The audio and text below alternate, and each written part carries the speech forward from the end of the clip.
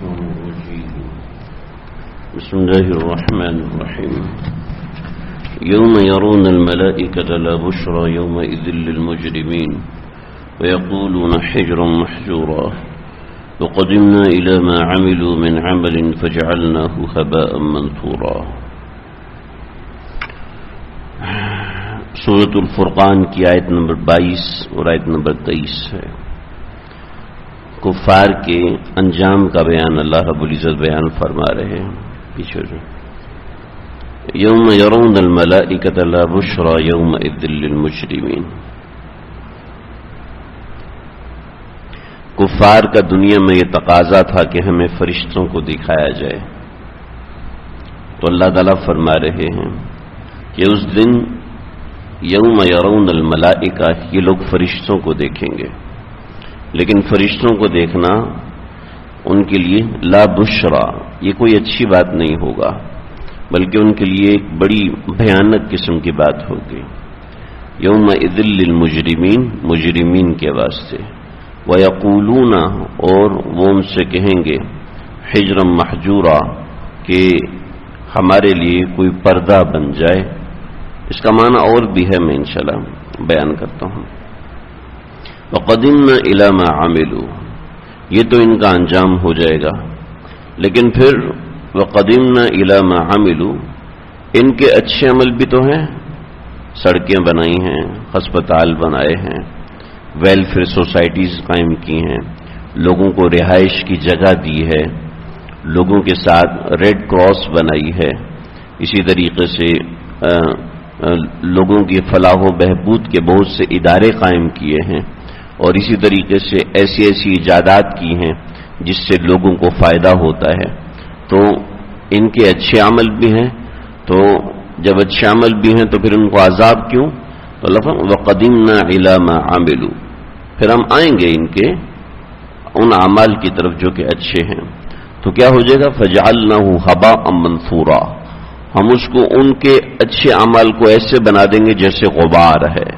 گاڑی چلتی ہے، جب گاڑی مٹی کے اوپر چلتی ہے تو پیچھے اس کے اڑنے والی مٹی ہوتی ہے، تو هَبَاءً مَنثُورًا اس اڑنے والی مٹی کو کہتے ہیں. یہ آیت نمبر 22 اور 23 کا خلاصہ اور مفہوم ہے.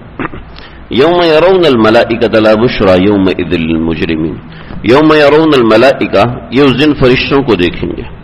فرشتے ایک اچھی مخلوق ہیں، نورانی مخلوق ہیں. ان کو خواب میں دیکھنا، ان کو دنیا میں دیکھنا، اور ان کو کسی جاگتی آنکھوں سے دیکھنا یہ عام طور پہ ممکن نہیں ہے، جیسا کہ کل ذکر کیا ہے. لیکن اگر پھر بھی کسی کو خواب میں نظر آ جاتے ہیں تو اس کی تعبیر بہت اچھی ہے. اسی طریقے سے فرشتے دو طرز کے سامنے آتے ہیں.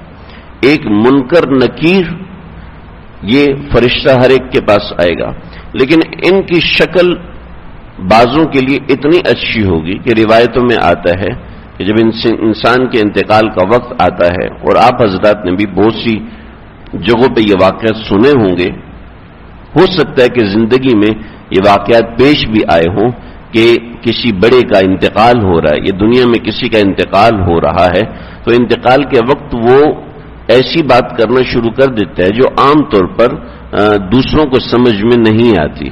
جیسے ہمارے اکابرین میں حضرت مولانا منظور احمد نعمانی صاحب دامت رحمت اللہ علیہ، ان کا جب انتقال کا وقت آیا تو ان کے بیٹے کھڑے ہوئے ہیں پاس، تو انہوں نے کہا وعلیکم السلام، جی تشریف رکھیں، اور کون کون آیا ہے؟ اچھا ابا بھی آئے. مسکراتے ہوئے یہ فرمایا، اور پھر اپنے بیٹے سے کہا بیٹا مجھے کلمہ پڑھانا، مجھے لینے کے لیے آ گئے، اور تھوڑی دیر میں کلمہ پڑھتے ہوئے انتقال ہوا. ایسے بہت سے ایسے واقعات آپ حضرات نے. میری نانی کا انتقال ہوا تو وہ کہنے لگے دیکھو وہ دو لوگ ہیں، وہ مجھے لینے کے لیے آئے ہوئے ہیں، اور پیچھے ہٹ جاؤ. جیسے کہا طاہر تم پیچھے ہٹ جاؤ، وہ مجھے لینے کے لیے آئے ہوئے ہیں، وہ دیکھو میرے قریب آ رہے ہیں، میں اب جا رہی ہوں. یعنی عام دوسرے بندوں کو نظر نہیں آتا. آپ حضرات نے بھی ایسے بہت سے واقعات سنے ہوں گے، زندگی میں بہت سے ایسے واقعات انسان کے سامنے آتے ہیں. تو انسان مرنے کے وقت فرشتوں کو دیکھتا ہے. تو دو قسم کے کہ بعض فرشتے خوشبو کے ساتھ لے کے آتے ہیں، اور بعض روایت میں اس کے لیے رف رف اترتی ہے. رف رف کہتے ہیں جیسے لفٹ ہے، جس سے لفٹ ہے، اسی طریقے سے آسمان سے ایک سواری نیچے آتی ہے، رف رف، اس کے اوپر سبز رنگ کا قالین بچھا ہوا ہوتا ہے اور اس سے خوشبو کے بھبکے اٹھ رہے ہوتے ہیں، اور ایک سبز رنگ کا کپڑا سامنے رکھتے ہیں اور کہتے ہیں کہ آپ یہاں پر تشریف لے آئیں، تو یہ یہاں پر اپنے جسم سے نکل کے وہاں پہ آ جاتے ہیں۔ تو یہ فرشتوں کو دیکھنے کا ایک منظر ہے۔ اور دوسرا فرشتوں کو دیکھنے کا ایک منظر اس طریقے سے حضرت عمر بن خطاب رضی اللہ عنہ سے مروی ہے یا کسی اور صحابی سے مروی کہ جب گنہگار کی روح نکالی جاتی ہے تو ایسی ہوتی ہے جیسے ململ کا کپڑا کسی جھاڑی کے اوپر لگا دیا جائے۔ آپ میں سے کبھی کسی کے کپڑے کسی جھاڑی سے الجھے ہوں گے تو بڑی احتیاط سے ان کو نکالنا پڑتا ہے، اگر احتیاط سے نہ نکالیں تو ان کپڑوں میں سے جو دھاگے وغیرہ وہ باہر نکل آتے ہیں، لیکن ململ کا کپڑا اگر جھاڑی کے اوپر ڈال دیا جائے پھر اس کو کھینچا جائے تو وہ کیسے تار تار ہو کے نکلتا ہے، بڑی تکلیف دہ انداز میں وہ نکلتا ہے۔ ایسے ہی اس کافر کی روح نکالی جاتی ہے، تو جب فرشتے اس کو نظر آئیں گے تو لا بشرا، یہ کوئی اچھی بات ان کے لیے نہیں ہوگی۔ یہ اچھی بات کیوں نہیں ہوگی؟ پہلی بات تو یہ کہ جب بھی فرشتے نظر آئیں گے، جیسے بچپن میں ایسے ہوتا نا کہ استاد جی کلاس میں ڈنڈا منگواتے ہیں، جب استاد جی کلاس میں ڈنڈا منگواتے تو جو اس نے کام نہیں کیا ان سب کے رنگ اڑ جاتے، یہ ان کے لیے بڑا تکلیف دہ منظر ہوتا ہے۔ تو ایسے ہی فرشتے مجرمین سے جب بھی ٹکرائیں گے تو ان کو کوئی نیا عذاب دینے کے لیے آئیں گے، ان کو نئے عذاب کی شکل میں کوئی چیز لے کر آئیں گے، لہذا لا بشرا یومئذ للمجرمین، فرشتوں کا آنا ان کے لیے کوئی اچھی بات نہیں ہوگا۔ پہلے تو دنیا میں مطالبہ کرتے تھے کہ ہمیں فرشتے دکھاؤ، اب جب فرشتے نظر آئیں گے تو یہ ان کے لیے ایک بہت ہی بری بات ہوگی، ایک بہت ہی بری خبر ہوگی کہ کسی نئے عذاب کے ساتھ۔ وَيَقُولُونَ حِجْرًا مَحْجُورًا، اور فرشتے ان سے کہیں گے، یہ لوگ ان فرشتوں سے کہیں گے کہ ہمیں پناہ دو، یا فرشتے ان سے کہیں گے کہ ہمیں معاف رکھو۔ یہ دونوں کے یقولون کا مطلب یہ فرشتے کہیں گے، یقولون کا مطلب یہ مجرمین کہیں گے، دونوں معنی ہو سکتے ہیں۔ تو جو فرشتے کہیں گے وہ یہ کہیں گے، جیسے ہمارے پاس کوئی فقیر آتا ہے تو ہم فقیر سے ایک جملہ بولتے ہیں، بابا معاف کرو، یہ ہم جملہ کریں، یہ ہمارا ایک جملہ رٹا ہوا ہے، اب اس نے ہم نے کوئی قصور تو نہیں کیا نا، ہم اس سے معافی مانگ رہے ہیں، ایک محاورتاً جملہ کہ بھئی ہم آپ کو کچھ نہیں دے سکتے، اس بابا معاف کرو کا یہ مطلب ہے کہ ہم آپ کو کچھ نہیں دے سکتے۔ تو فرشتوں سے جب یہ مدد مانگیں گے کہ ہمیں بچاؤ تو یقولون حجرا مہجورا، وہ کہیں گے بھئی ہمیں معاف رکھو، ہم تمہارے اس عمل سے بری ذمہ ہیں، ہم تمہاری کوئی مدد نہیں کر سکتے۔ وَيَقُولُونَ حِجْرًا مَحْجُورًا، اگر مجرمین کی طرف آتا ہے تو مجرمین یہ کہیں گے حجرًا مہجورا کہ ہمیں کوئی پناہ دے دو کہ ہم ان سے بچ جائیں، ہم ان فرشتوں سے بچ جائیں کہ یہ نیا عذاب لے کر آئیں۔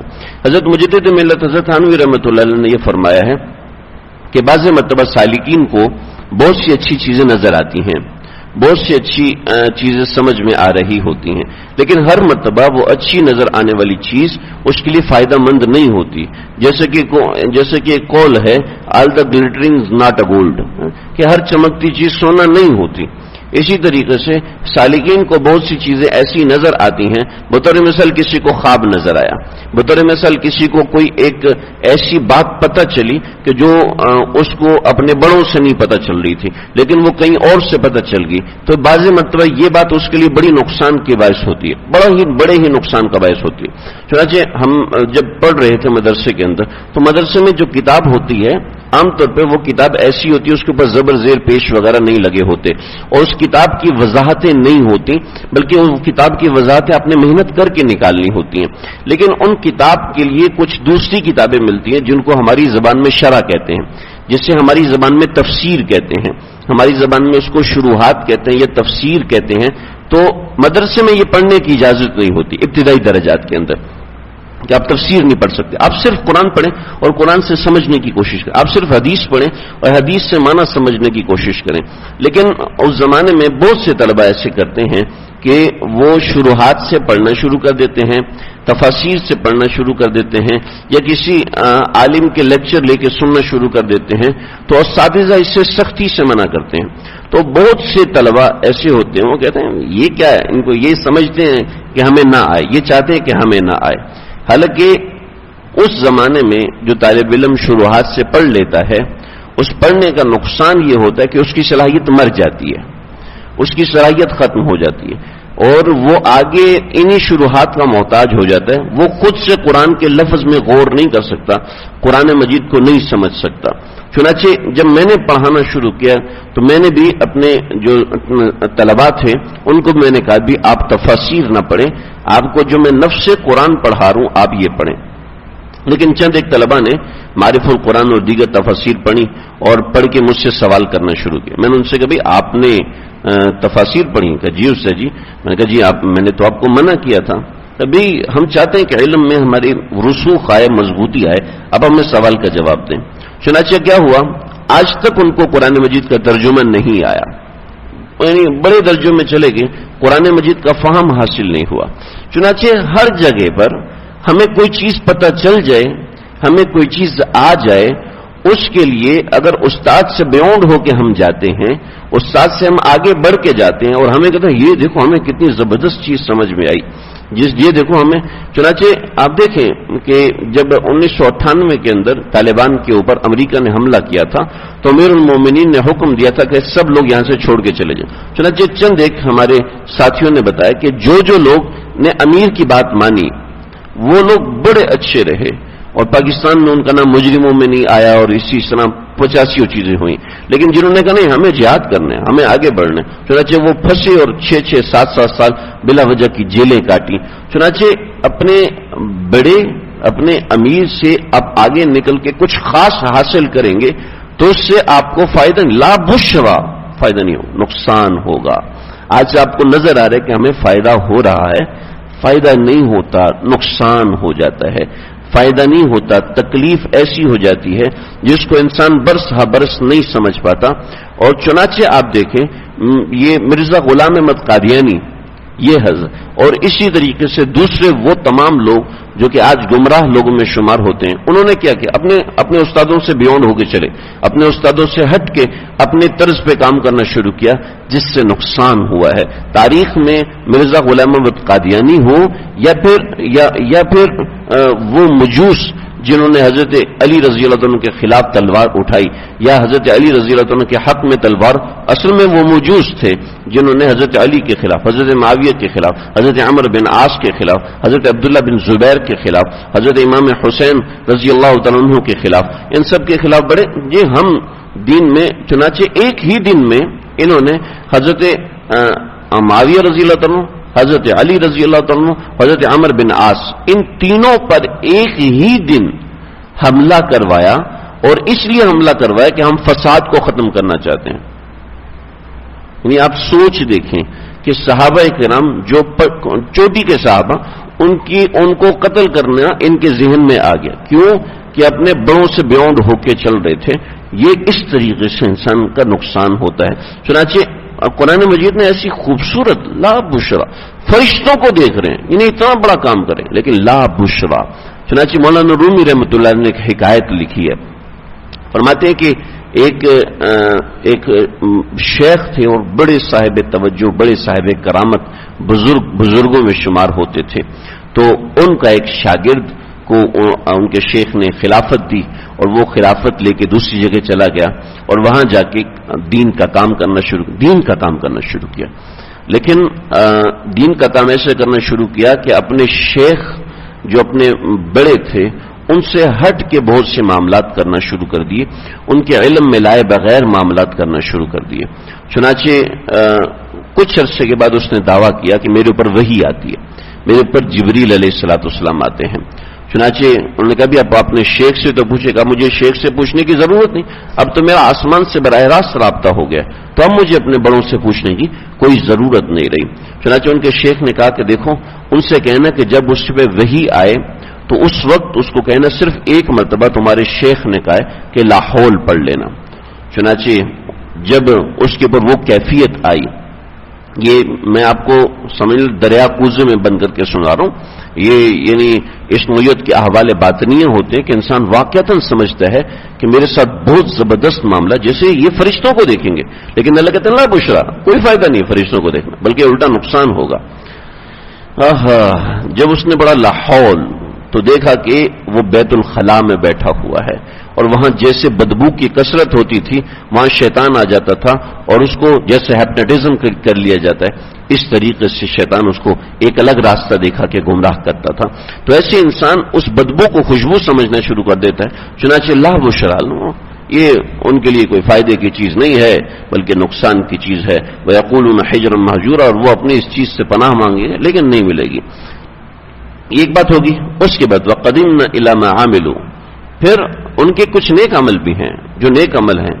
چنانچہ خود رائی کرنے کے بعد جو نیک عمل ہیں وہ کیا ہو جاتے ہیں؟ ہباء منثورا، یہ وہ دھواں بن کے ختم ہو، غبار بن کے اڑ جاتے ہیں. کوئی کتنا نیک عمل ہے، کوئی کتنا بڑا عمل کر رہا ہے، لیکن اس کی یہ تمام عمل ہباء منثورا یہ بیکار ہو جاتے ہیں، یہ ہوا بن کے اڑ جاتے ہیں. اللہ کے ہاں اس کی کوئی ویلیو نہیں ہوتی، بھلے سے اس نے کتنی محنتیں کی ہیں، بھلے سے اس نے کتنی کوششیں کی ہیں. چنانچہ اس میں بہت سے عوارضات ہیں. اس میں نیت کا دخل ہے، اس میں اعمال کا دخل ہے، اس میں معمولات کا دخل ہے، اس میں سنت طریق کا دخل ہے، اس میں 85 چیزیں. تو یہ کچھ بنیادی بات ہے. وَقَدِمْنَا إِلَىٰ مَا عَمِلُوا، اس کے اندر ایک اور رخ ہے. انشاءاللہ اس کے ساتھ میں باتیں کل عرض کروں گا. اللہ سمجھنے کے عمل کرنے کی توفیق عطا فرمائے.